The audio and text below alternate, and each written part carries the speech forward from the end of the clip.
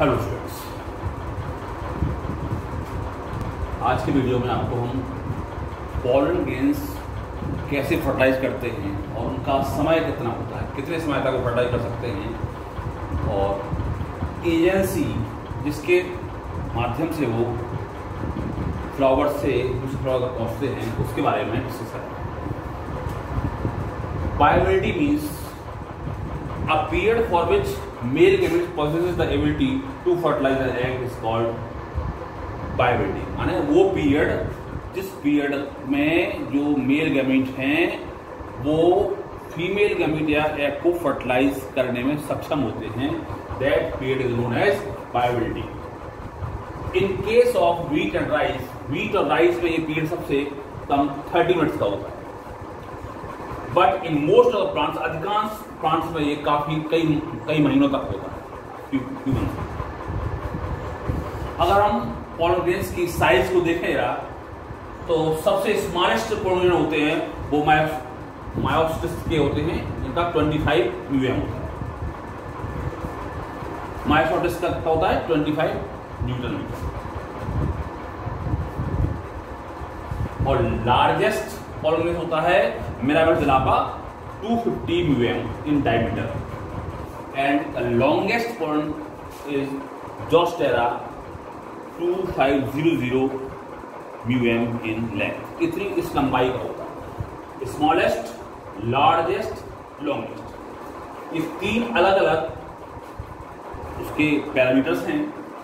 Smallest होता है मायोसोटिस में 25 न्यूटन मीटर का, माइक्रोमीटर का, और लार्जेस्ट होता है मिराबिल ज़लापा में 250 म्यूएम इन डायमीटर, एंड लॉन्गेस्ट होता है जोस्टेरा में 2500 म्यूएम इन लेंथ। इसके बाद अब उस एजेंसी का जिक्र करेंगे जिस एजेंसी के थ्रू ये पॉलन ग्रेन्स दूसरे फ्लावर की स्टेमा तक पहुंचते हैं, तो वो एजेंसी है एनियोफ्ली। एनियोफ्ली मीन्स पॉलिनेशन बाय विंड। ऐसे प्लांट्स जिनमें पॉलिनेशन हवा के द्वारा होता है वो एनियोफ्ली कहलाते हैं, और ऐसे प्लांट्स को एनियोफ्लस प्लांट्स कहलाते हैं। Anemophilous plants are the plants that can be fertilized with the help of wind, is known as anemophilous plants. इसके एग्जांपल हैं मेज है, व्हीट है, राइस है, एंड सम अदर ग्रासेस हैं।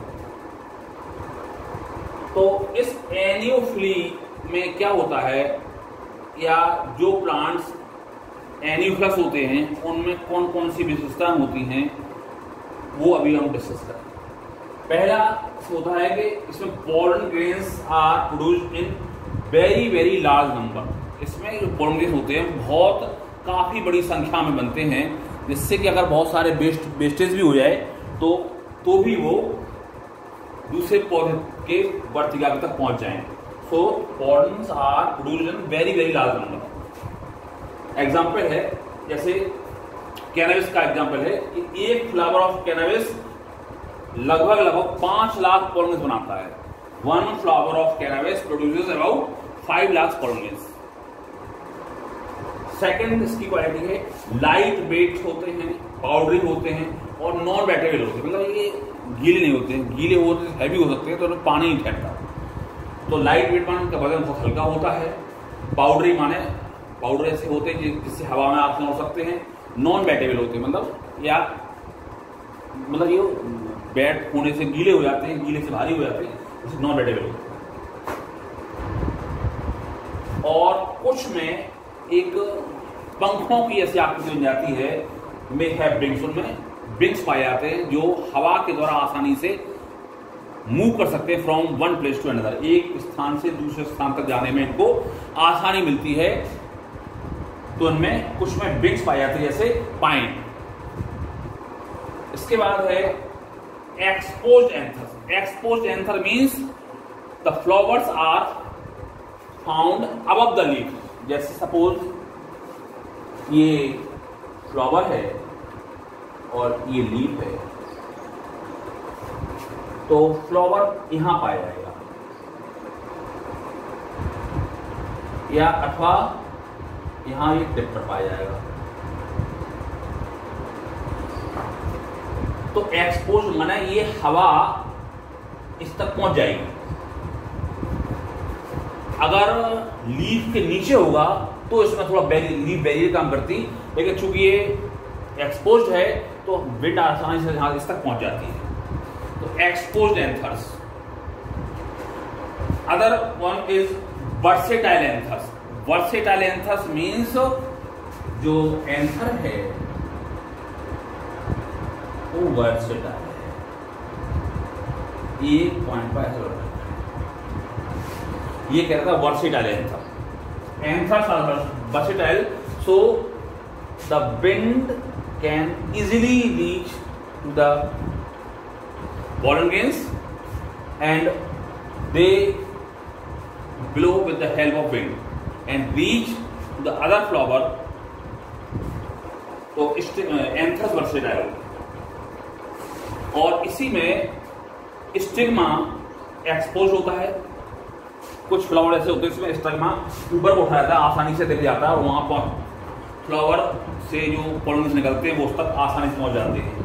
स्टिकी होता है स्टिग्मा और फिदर्ड और हेयरी, जिससे वो पोलन ग्रेन्स को होल्ड कर सकता है।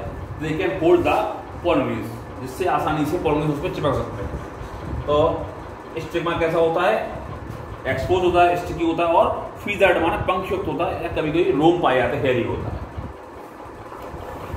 नेक्स्ट ऐसी क्वालिटी है flowers are not showy. Flowers काफी सुंदर नहीं होते क्योंकि इसमें सुंदरता की आवश्यकता नहीं होती है।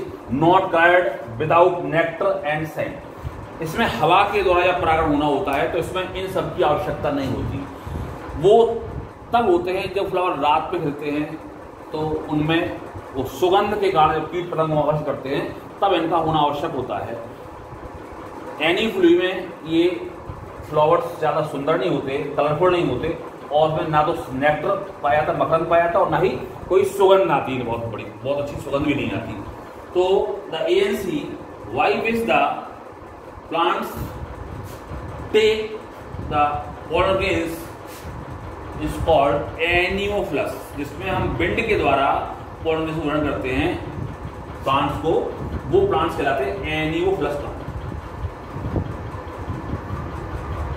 बहुत सारी एजेंसी हमने पिछले डिस्कस की थी जिनके द्वारा पोलन ग्रेन्स एक प्लांट से दूसरे प्लांट्स तक पहुंचते हैं। हम अपने अगले वीडियो में अगली एजेंसी का जिक्र करेंगे और बताएंगे उसके द्वारा कैसे पोलन ग्रेन्स एक प्लांट से दूसरे प्लांट्स तक पहुंचते हैं।